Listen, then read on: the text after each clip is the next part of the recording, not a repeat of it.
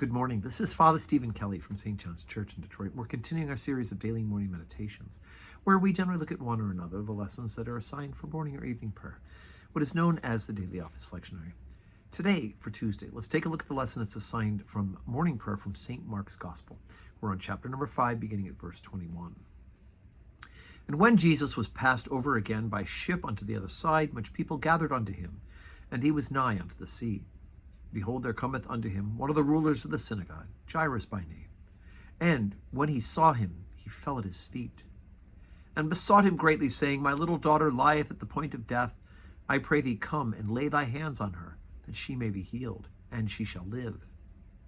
And Jesus went with him, and much people followed him, and thronged him. And a certain woman, which had an issue of blood 12 years, and had suffered many things of many physicians, and had spent all that she had, and was nothing bettered, but rather grew worse, when she heard of Jesus, came in from the press behind and touched his garment. For she said, If I may touch his clothes, I shall be whole. And straightway the fountain of her blood was dried up, and she felt in her body that she was healed of the plague.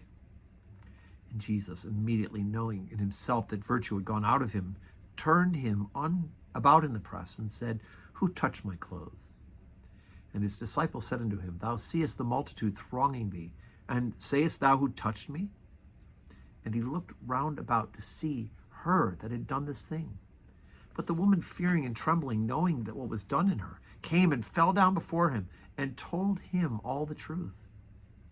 And he said unto her, Daughter, thy faith hath made thee whole. Go in peace, and be whole of thy plague. While he yet spake, there came from the ruler of the synagogue's house certain which said, Thy daughter is dead. Why troublest thou the master any further? As soon as Jesus heard the word that was spoken, he saith unto the ruler of the synagogue, Be not afraid, only believe.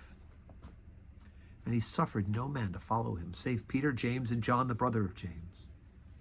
And he cometh to the house of the ruler of the synagogue, and seeth the tumult, and them that wept and wailed greatly. And when he was come in, he saith unto them, Why make ye this ado, and weep?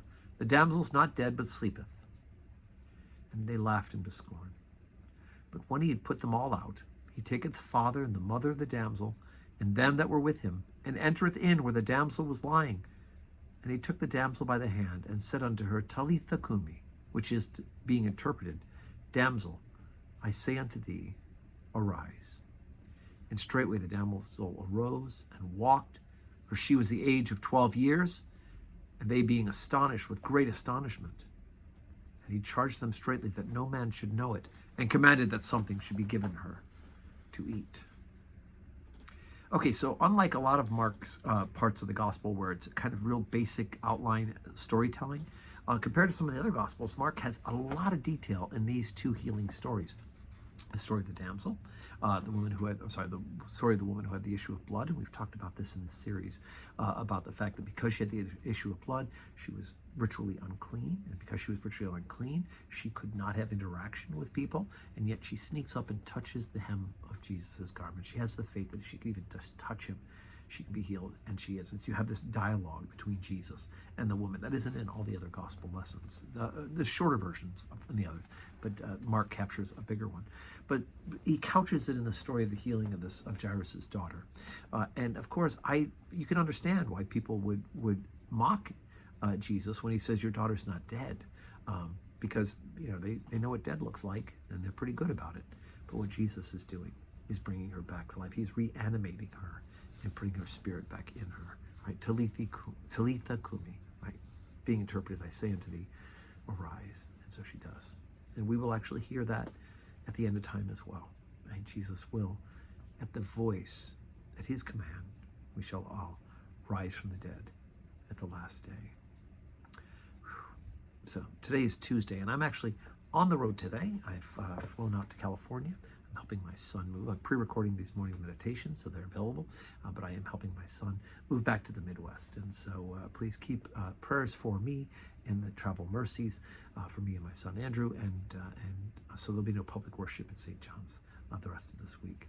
But may God grant us a Tuesday that is full of blessings.